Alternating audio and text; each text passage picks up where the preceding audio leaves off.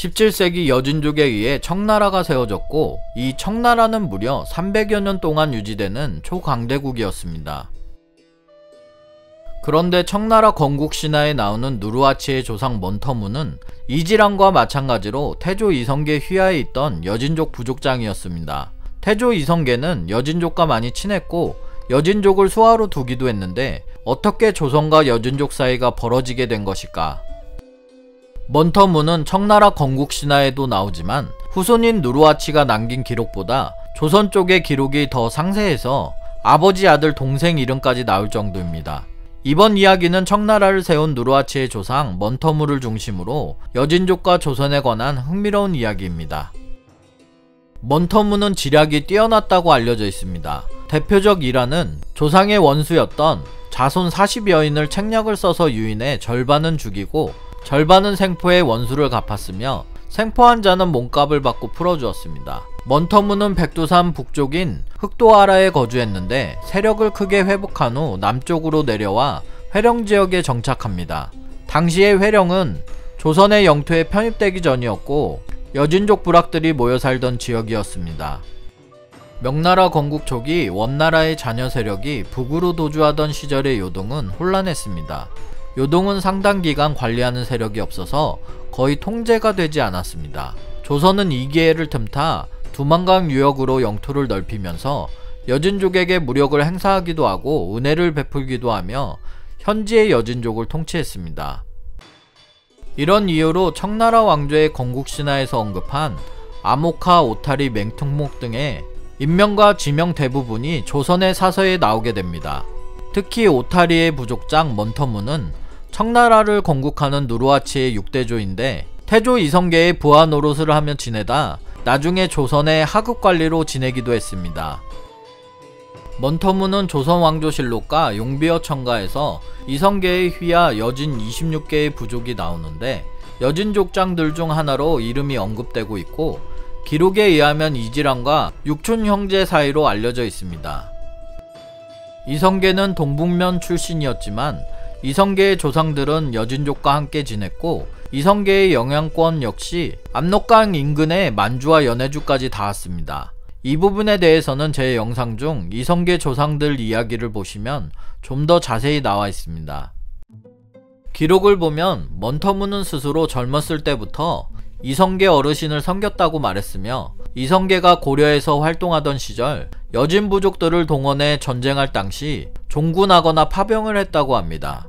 이성계를 따랐던 이유는 젊은 시절 먼터무의 가족들의 생계가 어려웠을 당시 이성계가 생필품과 거주지를 챙겨주었고 그 후 이성계를 모시고 함께 싸웠으며 이성계가 나중에 늙고 상황으로 물러났을 때 조상의 제사 때문에 동북면에 들리면 먼터무가 이성계를 찾아와서 만났을 정도로 사이가 좋았습니다.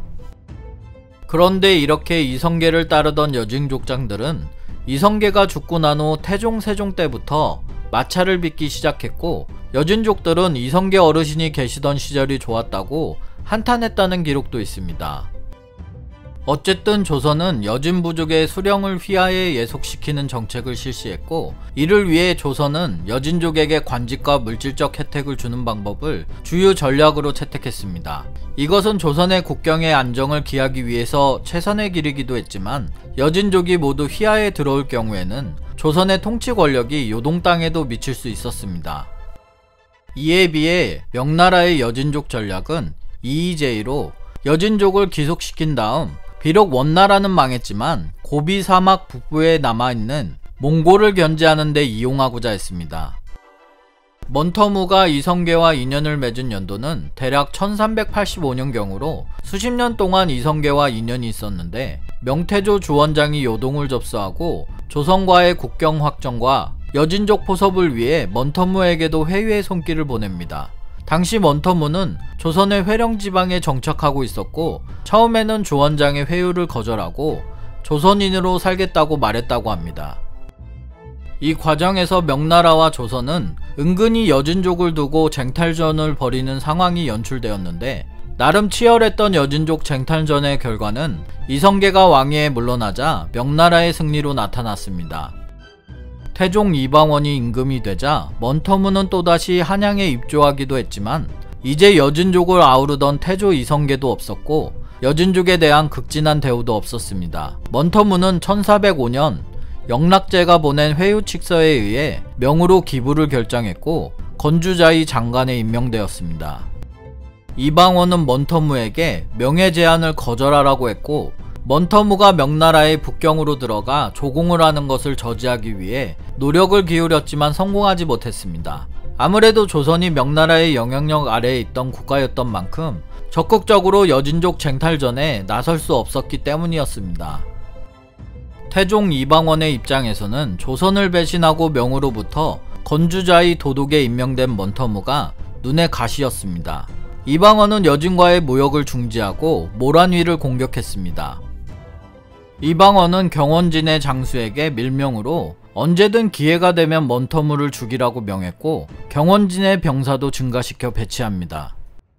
조선의 압박이 거세지자 먼터무는 이방원에게 화의를 요청하였고 이방원은 화의를 받아들여 곡식을 제공하는 등의 조치를 취했습니다. 그러나 먼터무는 조선이 여진을 학살한다는 소문을 들었고 조선이 언제든 자신을 공격해올 것이라는 것을 걱정하다가 1411년 결국 부족민을 이끌고 다른 곳으로 이주합니다.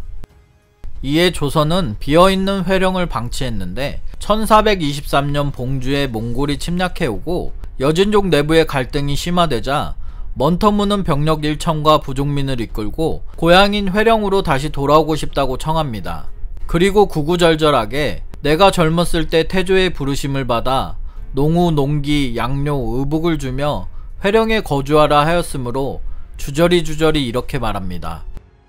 이에 세종은 먼터무에게 양식을 지급하라 명하였습니다. 1423년 부족민을 이끌고 회령에 도착한 먼터무는 아들 동건두를 보내 조선의 인질이 되고 싶다고도 말합니다.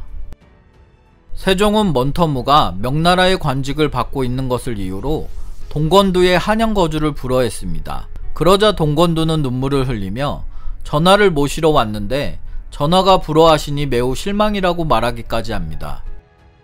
세종은 겉으로는 먼터무 일족을 우대하는 것처럼 보였지만 조선의 국경지대에서 명과 조선의 양다리를 걸치며 왔다갔다 하는 행태를 언젠가 모두 뿌리 뽑겠다는 의지가 있었습니다. 여진족은 조선의 북방 국경지역을 넘나들며 약탈을 저지르고 있었고 1433년 세종은 드디어 국경지대의 여진족을 소탕하기로 결정했습니다. 평안도 절제사 최윤덕에게 평안도의 보기병 1만, 황해도에 기병 5천을 주어 당시 여진족의 가장 큰 세력이었던 파저강 일대 건주위를 공격하기로 결정합니다. 그러면서 세종은 은밀히 최윤덕을 불러 먼터무 암살을 지시했습니다. 당시 먼터무는 북경에 입조하였다가 되돌아오는 중이었기 때문에 조선군을 만나지 않아 세종의 암살 명령은 실행되지 못했습니다. 하지만 이후 사군을 완성하고 이 정벌로 다른 지방의 여진족들도 분열하게 되자 김종서를 보내 육진을 개척하였습니다.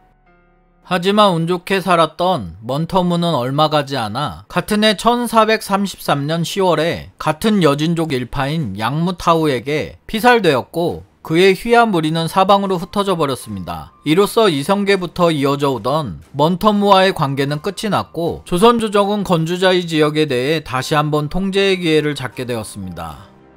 다음 영상도 재밌게 만들겠습니다. 구독 부탁드립니다.